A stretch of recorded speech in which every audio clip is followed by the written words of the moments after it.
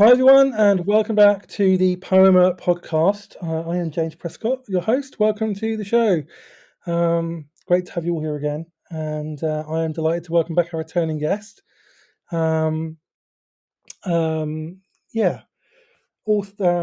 someone who makes things. I think that's what Rob likes to call himself. Someone who makes things. And Rob is here to talk about his new book, which is called. I'm going to read the whole title. Where'd You Park Your Spaceship? An Interplanetary Tale of Love, Loss, and Bread. Book 1. Welcome to Firdus. So it's book 1. It's going to be more, which is exciting. I love the title. I love it. And it's a novel. It's a 550-page novel, and I could not adequately describe what it's about in a paragraph at all. It's about everything. I love it. Yeah, we're going to talk about that today. So, I remember reading your last kind of book, because you've written a couple of plays. I know you've written a couple of plays, one of which is by a character in the novel, which I think is brilliant. It's just brilliant, and we'll get to that. But everything is spiritual, and when I read that, I felt intuitively that was the end of a season. You are the first person who've said that. I think that's really interesting. Yeah. Yeah, other people have pointed that out. It's nice to have other people tell me about myself. It's almost, you know what I mean? It's like I'm trying to stay awake and aware and sort of understand what's happening here, and apparently I'm missing out on all kinds of things, which is thoroughly enjoyable.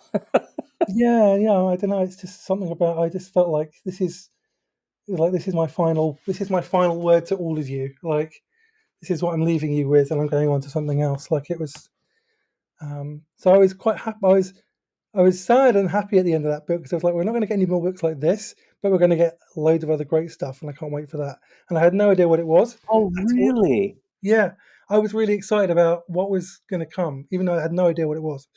And then when you saw the Where'd You Park Your Spaceship? Was there did James Prescott say to James Prescott, I knew it. I did not see this, but I knew it was. Yeah, You did. absolutely. Yeah, yeah, absolutely. I was not surprised by it. But I was happy. I was like, it's just there's this energy in the novel, which is it's got this kind of heaviness and lightness at the same time. Like, this kind of lightness in that I'm doing something that I just because I love doing it and I'm just enjoying doing this.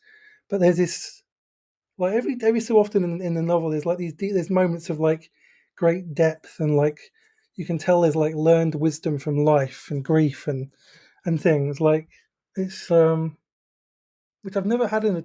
I don't really read fiction much, you see, but this it was compelling. Yeah, so that was how I felt about when I was reading this. I'm struck with how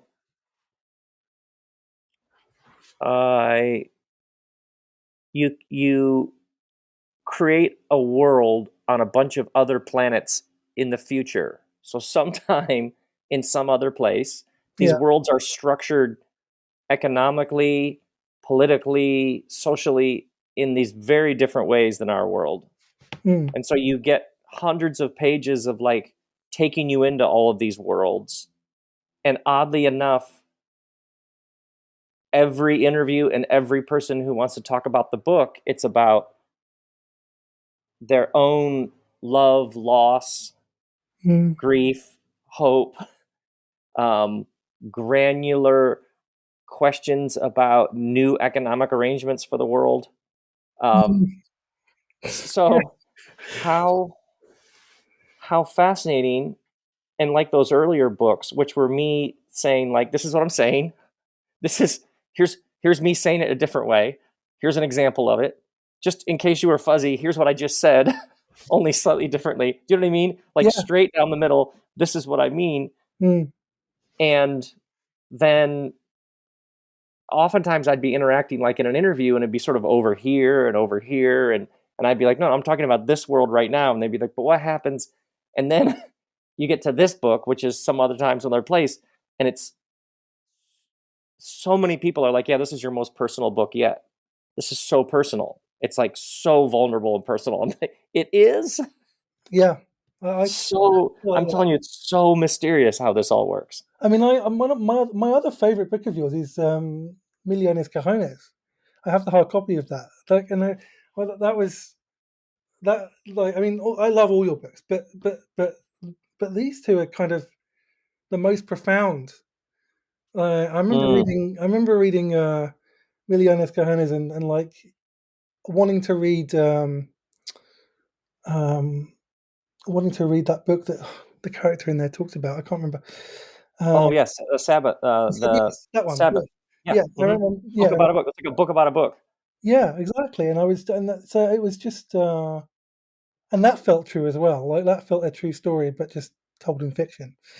I mean, this doesn't feel like a Hmm. true story, but obviously because it's set in space and in the future and things. But there feels like lived experience and in there. Yeah, It's absolutely. fascinating. Fascinating. I swear I don't know anything.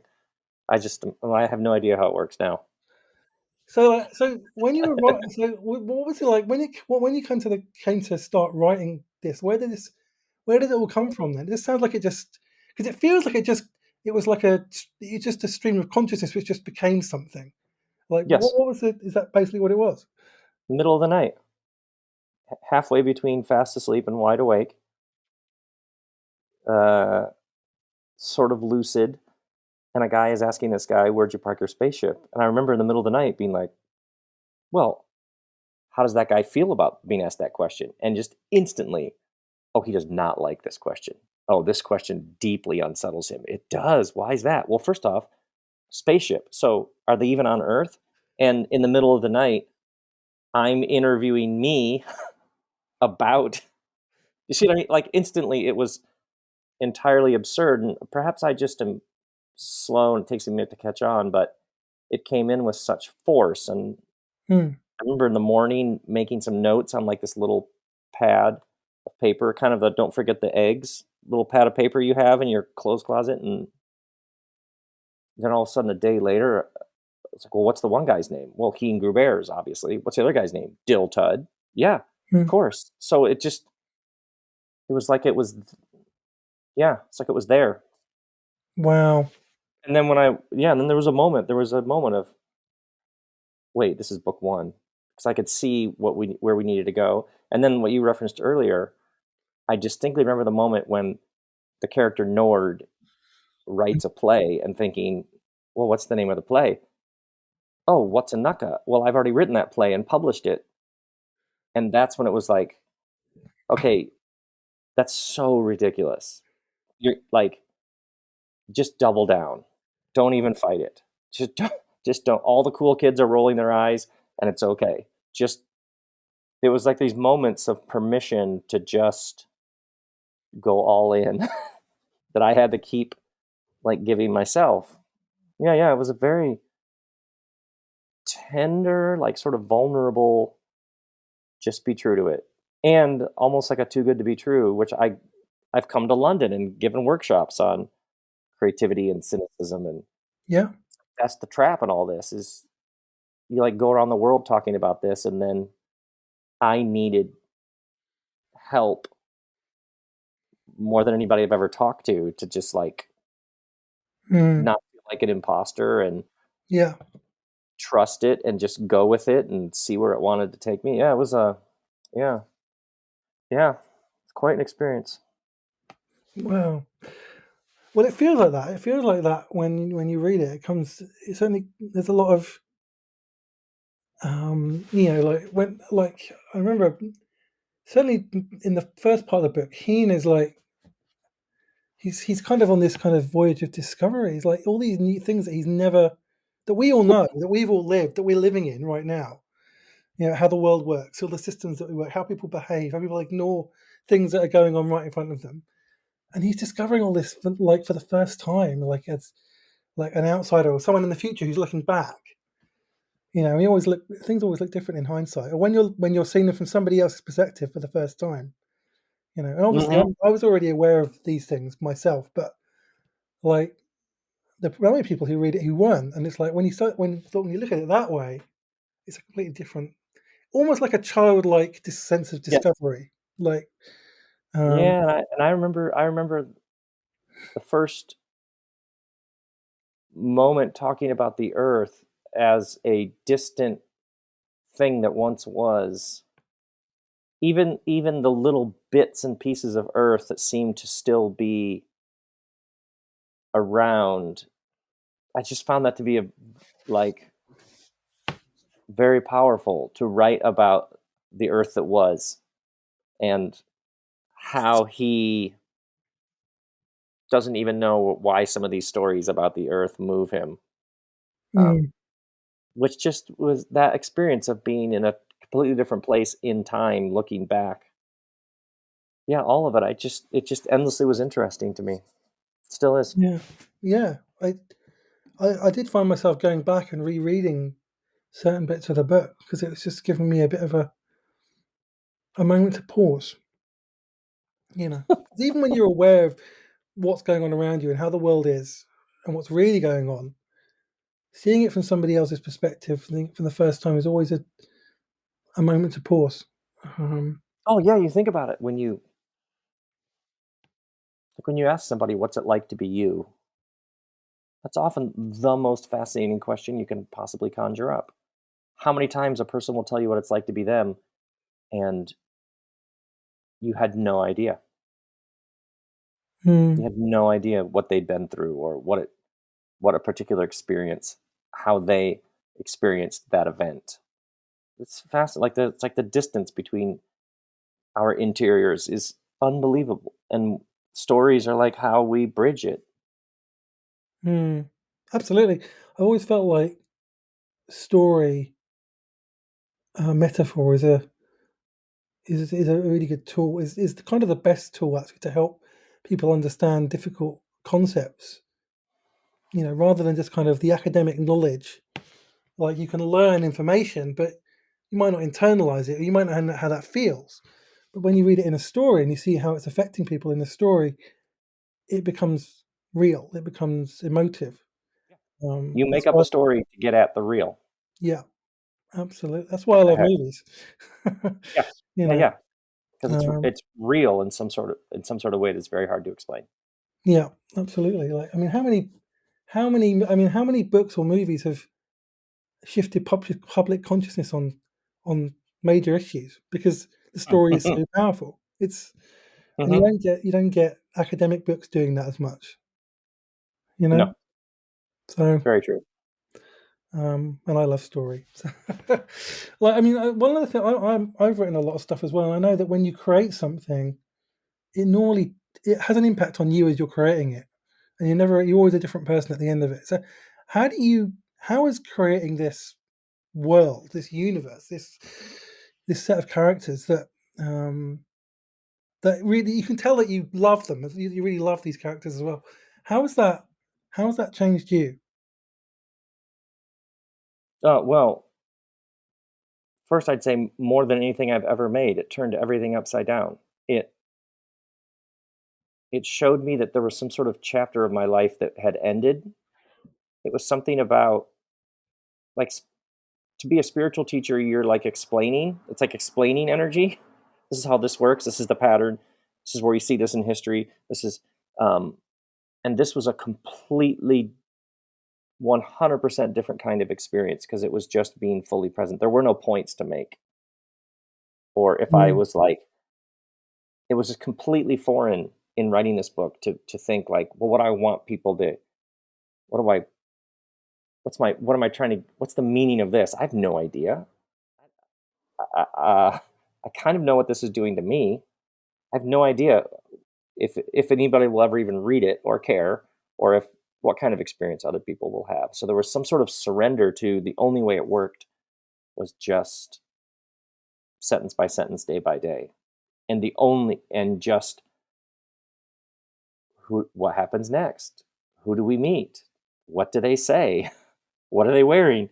What does another character say? So it was like inhabiting something, and yeah, and it asked for a rule of life. So before I would write for a couple the other books, write for a couple hours in the morning and then go do other work. Like because I had a much more of the intellectual engagement was of a very different nature. But this, I would drop my daughter off from school and go home and start writing, and all of a sudden it was time to pick her up. And I'd be, Wow. wait. It somehow was like being in that world. And then my other work, it's like, oh, well, I mean, how are we going to pay the bills? So I guess I'll do this over here, and I'll do this at night, and I'll do this on the weekend. And it required this reshuffling because it was so strong and so clear and so joyous that it just like etch a sketched in some ways my whole life. And it was the first thing I'd made that I thought I could like, talk about these characters. I could talk about the story forever. I would love talking to people about this would be so fun as opposed to promoting a book. And Yeah. other times a book would come out, talk about it for a month, and then on to the next thing. And this was the first thing I ever made that I was, well, the plays, um, but there was something about it that had this, oh, building this world, telling this story in these different parts, and then talking about it with other people. It was almost like a vision for the future. I just haven't ever had that happen like that. Yeah, yeah. That's really Let's do awesome. that. Let's do that. Yeah, so talking to you today is like, yeah, I'm still sort of baffled and in awe of. It's like so enjoy and to hear what you saw in it and to hear what it spoke to in you. Uh, yeah, I love hearing that because it did something to me. It's almost like I don't know who wrote it. This is what it did to me. You know what I mean? Yeah, no, I know, yeah, because when you make Very. something, like, when you write something and you put it out in the world, then it's once it's out in the world, it doesn't belong to you anymore. Mhm. It's out there, it's gonna do its own thing, and, Mhm. I've had that with pieces of writing, things that I've published, and I've had no no ambitions for them whatsoever. I just put them out there just because, Mhm. and then I've got all these people coming back and saying all these things, and I wasn't expecting it, and it's just joy, Yeah. Yeah. Um, yeah. I was actually gonna speaking of things that spoke to me in the book, there was one of the I think this is one of the most powerful scenes in the book, actually, for me anyway, was when Teen has the wires taken off his mouth and he's able to talk for the first time. And it's like I imagine this. I'm quite a visual imagination, so I was imagining this like say like in a movie scene where it's like it's built up with all this tension and like it's this big deal, like this serious thing. He's finally going to be able to talk, and then the first words that he says are piddle piddle piddle, which is just brilliant. Made me laugh out loud. But there was this again. It was like this kind of lightness and heaviness, like because I think for me, like with my writing journey, I didn't write for 6 years. I didn't write anything Why is really, that? and it was well, I only realized what it was now.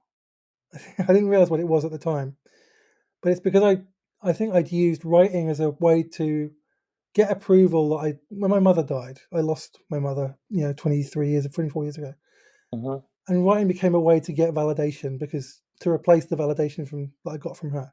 Which I Mm. didn't know. I didn't know this at all. And then when that failed, then I could start grieving properly. And I had this, and I wrote this piece called Death in the Living Room, where like finally everything I'd used as security to stop me grieving had gone, including the writing, and I was able to start grieving, and that's when I started to heal and grow and be transformed and awakened and things, Wow. and so all that needed to heal before I was able to write again. And And then then when did you know that it was time to start writing again? I think I could I felt it intuitively. Like I felt my body was telling me Mhm. like it was time. And people that were close to me, like my therapist and close friends, like said like that they could see something was growing inside of me, like something was bubbling up. Um, And when you sat down to type, Did the words come Yeah, when you eventually did after 6 years? yeah. I mean, I've been written like little bits and pieces, but I hadn't published anything at all, and I'd lost any interest in that kind of in doing that, in publishing things really.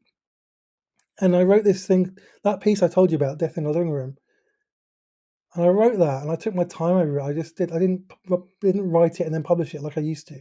I took months to write it, and when it was finished, I was satisfied, and I put it out there, and it got a good response. But it to me it was like what Everything is Spiritual was for you. I think like that. This is the end of a season. This is acknowledging what I've just been through and saying goodbye to that. And now I'm going to go and write other things um, that Mm. I'm ready to write, and that's been quite liberating. And I've discovered a whole new process for writing, and it's really good fun, and I love it. And I have no ambition to publish anything. Um, How is the new process different than the old? How are they different? I think the new process is a lot slower. It's Hmm. it's Oh, I take my time. I don't rush things. I let ideas marinate a little bit. So I might come up with an idea and open up a draft just with a load of ideas, and then I'll just leave it, and I'll come back to it, and then I'll write something, and then I'll leave it and come back to it, and I'll just make it a little bit better and make it, and then I'll know intuitively when it's ready. Um, and it's much more satisfying. It's more enjoyable because it's like I'm more engaged with the process than the result. I'm not yeah. thinking about the Yeah, yeah. result anymore. I'm thinking about Mhm. joy is in the craft, as it were, rather than Yeah. the Yeah, yeah. result. And and I found I've got a lot of ideas. I'm trying to figure out what to do with them all. Mhm. So, because people keep telling me I should write a book and all this kind of thing, and I feel like I've got a book brewing up, but I don't know what it is yet. But it's just joy now. And um, but but that moment when he takes the when those things come off, is it was like that moment when I was finally able to write and publish something again. And it didn't matter what it was. It could be something completely ridiculous, like piddle piddle piddle, but it wouldn't matter because it's me, um, Yeah. and it's my voice, and that was what that moment was for me, anyway, in the book. So, Wow, that's really interesting. Thank you for sharing that. That's very interesting. yeah, well, and actually, I kind of felt like it was a metaphor for almost for you in a sense as well, like going from Everything is Spiritual and all that part of your life, which was really significant, and coming into this season where the last few years you've made music, which I loved, and you've started doing painting and plays, and it's just a whole different journey, and it's like you were kind of released from something, and not that it was a bad thing that you were released from, but just it was one season to another season where you're just kind of letting yourself embrace yourself, I guess. Yeah. Yeah, a different side of yourself, Yeah. rather than to be kind of like, I don't know, Rob Bell in inverted commas, just to be Rob. Mhm, mhm. Yeah, it feels like that for sure. um, so that's great. Yeah. Um, like how how did you? I mean, like, did you build a relation? I take it you build a relationship with the characters that you're writing as well. Was it fun getting to know these characters and helping them I tell their stories? Oh my god. I l I love the characters so much, and I would as they came to life, I would just be like I would come in for dinner, and I would start telling Kristen about what a character did that day, and she would say, "Oh my," she'd like, "You just wanna talk about your characters. You just love." Yes, yeah, I do. And the names, a name is like a portal. It's like once I can see the name, then it's like the way in. And then none of them ever remotely are relate to anybody I know. which is super interesting to me. Like none of them are like, oh yeah, that's my friend so and so. They appear to me to be completely out of the blue humans with their own Mm. and what they're wearing and the things they say that make no sense and how Heen reacts. Oh, oh yeah. Oh yeah, Heen is. Mhm. They they're alive. They're alive for me in some. Yeah. Oh, they're so alive for me. And that was what was so interesting about this is it's like I just haven't ever been a part of something like this where it has a life of its own, and if I could just be with it from here on out, that would just be like if I could bring this in to the world and follow it around. It Mm. just was like sounded like just a one yeah, yeah, yeah. I was like, "Oh, I'd like to do this." It's almost like I don't know who I was even asking, the universe? Is it okay if I do this? Can I just give myself to this? Mm. Mhm.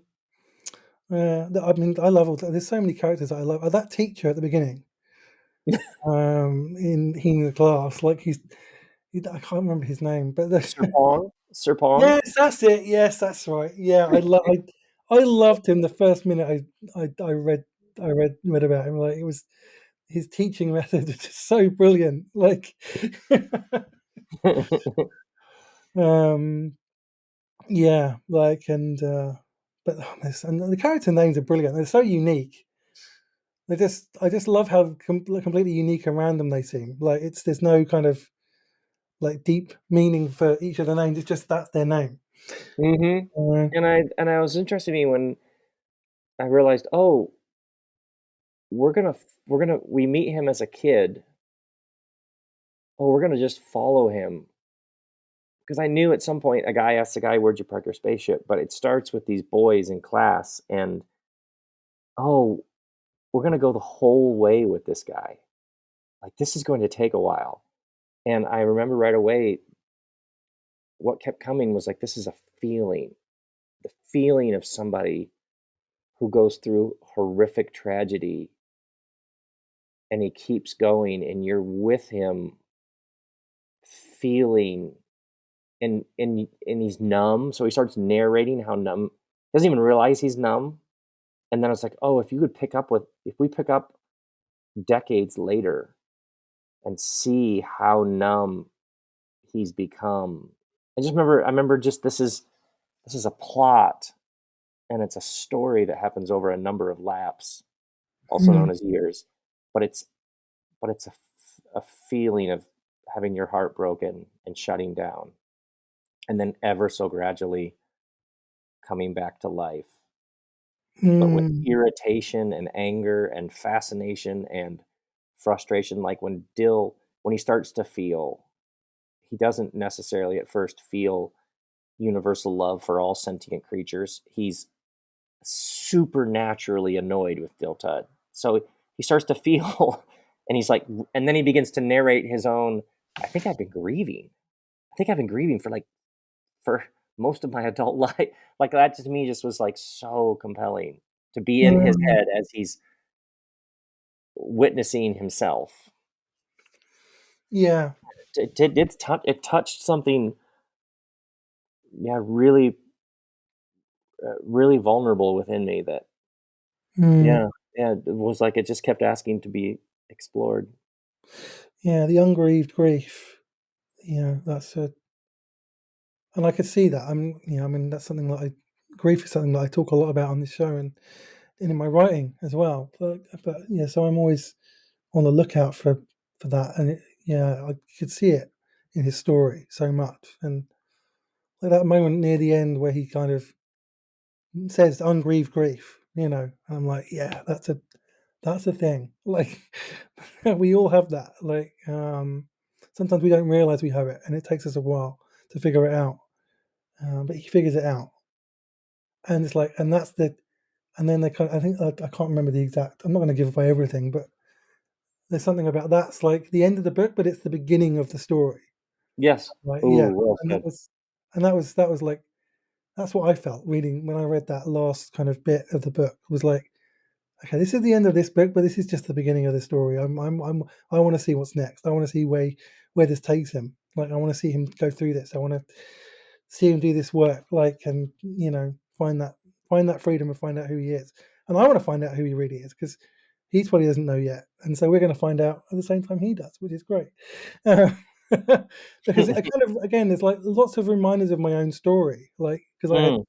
so much ungrieved grief for a while, and then I finally started grieving, and that was the beginning of my life, really. Oh, Uh, wow. well, the life I have now, anyway. So Mhm, mhm. yeah, it's yeah, all the best. I think all the best stories have somehow some element of grief in them somewhere, like, because grief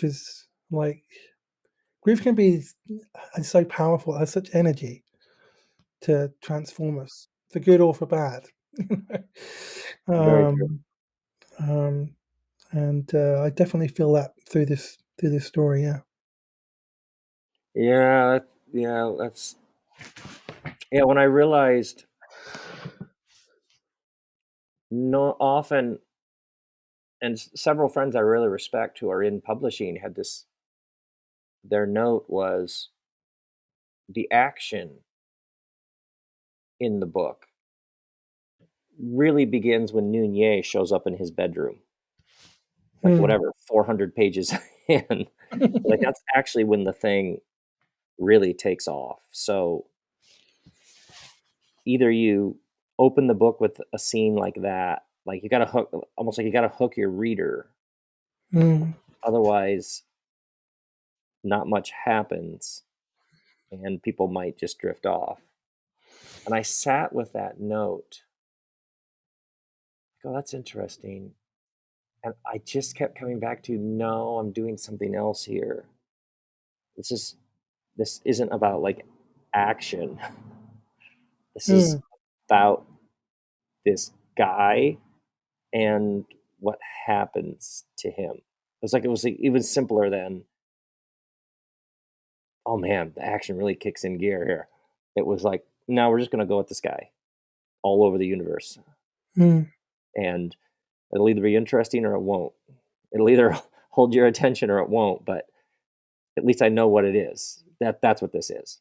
Yeah. It was like a very like you used the word intuitive several times. It had a very I kept especially when people you who with great knowledge that you respect give you a note. It's so easy to be like, yeah, it's like a safety in just going with what they say. But I had this, no, this is something else. This just keeps telling me it's something else. So just trust Hmm. that. Just trust it and see what happens. Hmm. Yeah. Yeah. And actually, I got a sense of, like, with the, like, you are still you're discovering this. You're discovering his journey as much as we are. Yeah, Uh, I have and no idea where this is headed, even that's though I do. obviously you do. Yeah, you probably. I mean, I'm guessing you've already started writing the second one, and but I don't know. But I'm looking forward to I'm looking forward to part two, to book two, whenever that Good, good. I'm glad you are. comes. Yeah, yeah. There's so many things that could come out of this as well. Like, it feels like there's so many characters in here that I'd like to see more of, Oh, and good, in good. their own stories. Because it's Bobby like, Freelance. Bobby Freelance might write a self-help book. You never know. On oh, that would conflict be fun. resolution, Bobby called Freeland. I love and the that. and the book might be I the book love that might be called character.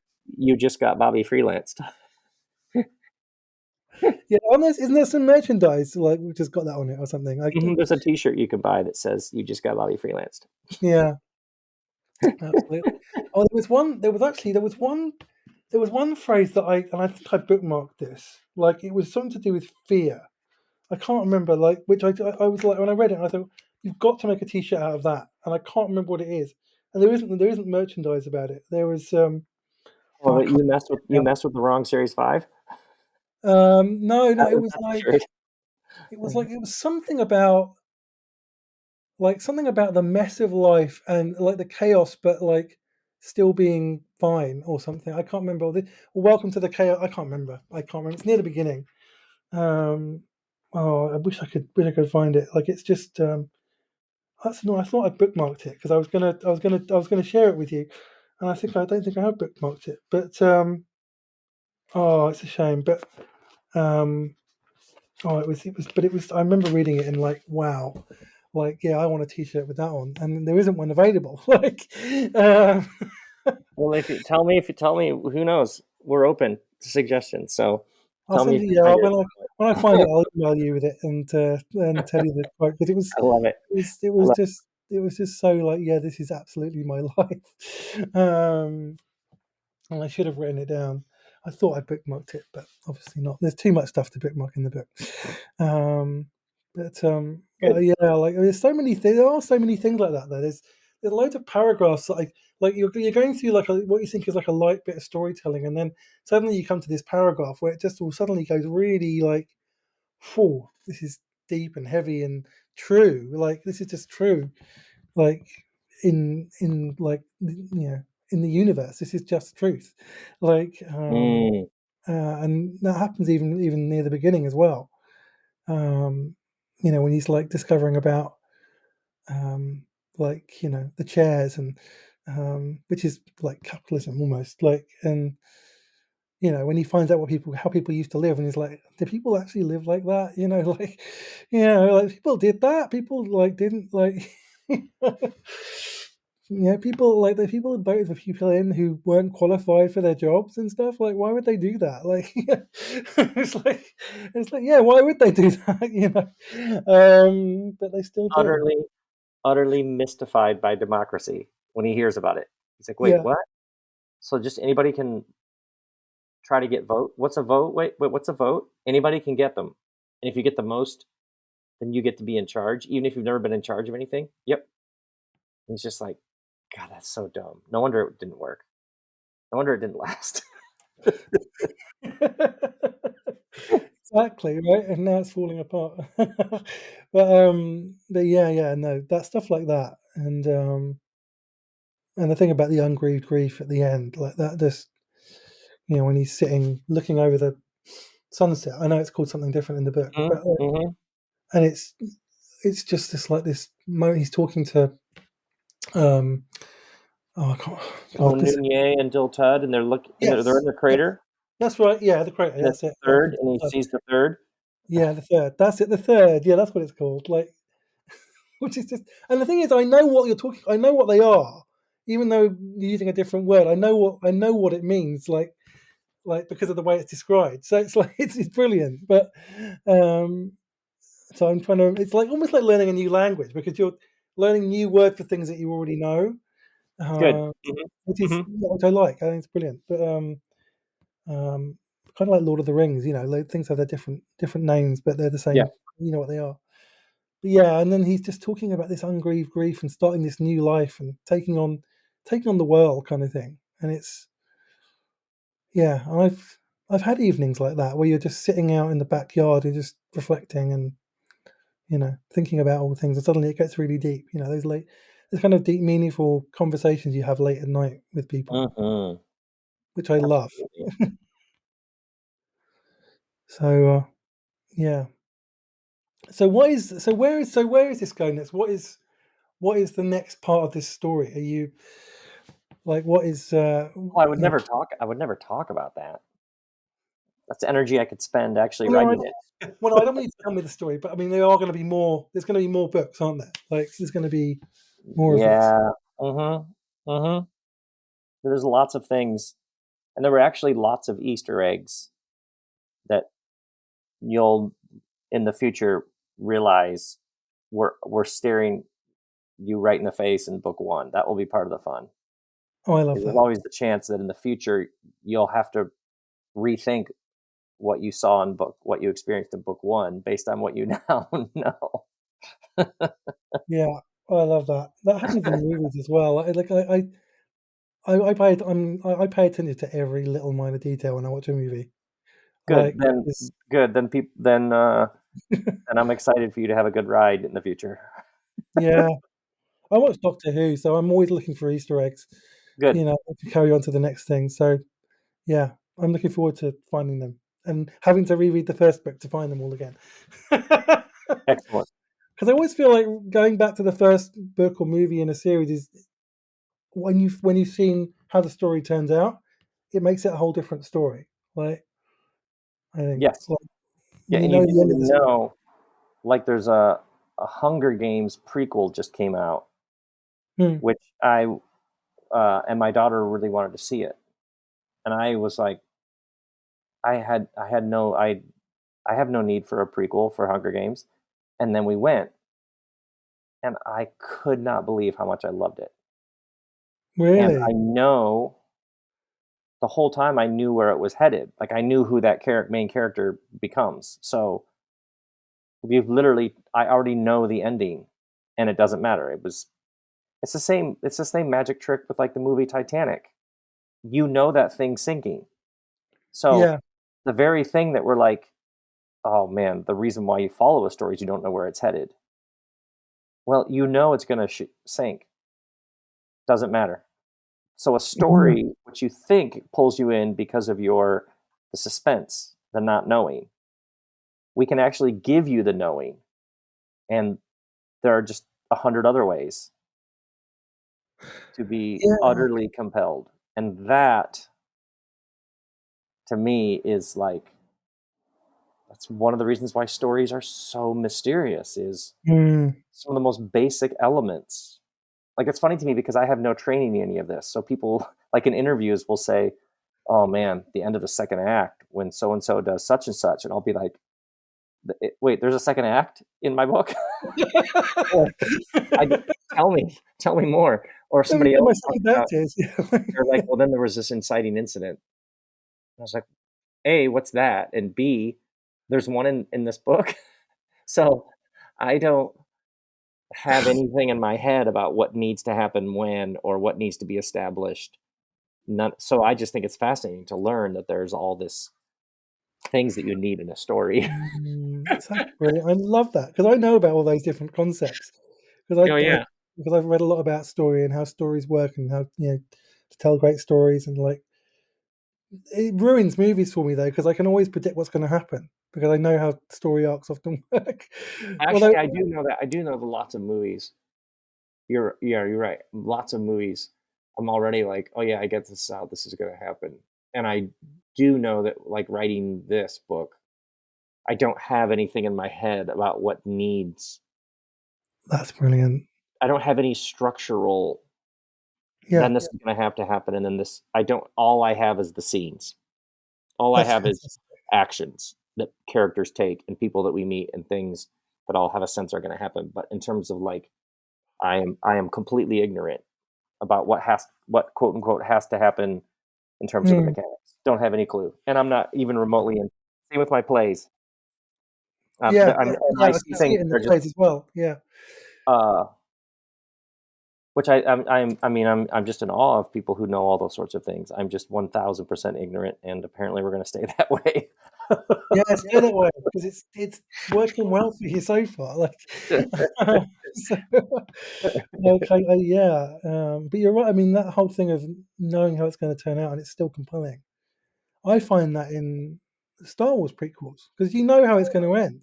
You know this little boy is going to Mhm, become mhm. this evil villain who killed loads of people.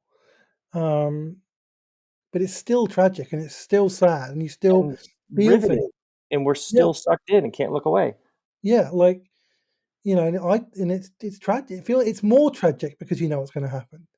You Mhm, feel more sad because you're like because there was a chance to stop this happening. Like it could have been mhm, stopped but it wasn't. And mhm. like and this kind of that it's like grieving almost. Like you're grieving the fact that you know this character's going to end up this way, but they didn't have to end up that way. Like and Yeah, yeah, yeah. So and that's really powerful. So I might see that Hunger Games movie now because I didn't watch it for the same reason that you were kind of reluctant to watch it. So I might watch it now. yeah, Um, and my daughter was just like, "No, we gotta go, it's gonna be great." And I remember I saw part of the trailer and I was like, "Ugh," and then I kept leaning over to her going, "This movie is so good. This is so good." brilliant, brilliant. Well, This has been brilliant. I really enjoyed this talking about this book. Thank you for having me on. It was really delightful to talk to you. Yeah, same. It's always a delight to talk to you. And I'm sure when book two comes out, we'll have you back on. We can have you back on again and talk about that because All right. I'm excited to see where this story goes, and I have no idea where it's going to go, and I love that I don't. Like, Good. it's kind of refreshing that you can't figure out what's going to happen. There's just no way, and that's very refreshing. So yeah, and so people can get the book. Where can people get the book? There's a link on my site, and there's an audio book, and then there's like you can get the brown ball poster from the first page, and you can get the first 100 pages you can read for free, and there's a new coffee. Somebody made a Firdus blend of coffee, which which which is on Instagram. You can get the info on that, and That's awesome. there's a dill tud tote bag, and there's a piddle piddle piddle coffee mug, and there's like a whole world. Uh-huh. I might get that piddle coffee mug to drink tea when I'm writing. Like, um, brilliant. Okay, well, definitely get hold of this book if you haven't read it already. I highly recommend it. It's so much fun. It's really powerful, and it's yeah, it's just it's long, but it's worth putting your time into it. So, highly recommend it. Great. And if you don't know Rob's work, robbell.com, go and check out his stuff. There's loads of stuff there. Like any possible thing you could think of to create is probably there. So Oh, that's funny. I think there's music, there's art, there's plays, there's books, there's video stuff, there's talks. It's everything. It's brilliant. You're So very kind. oh yeah, absolutely. But yeah, so thanks for coming on, Rob, and thanks for listening, Thanks for everyone. having me.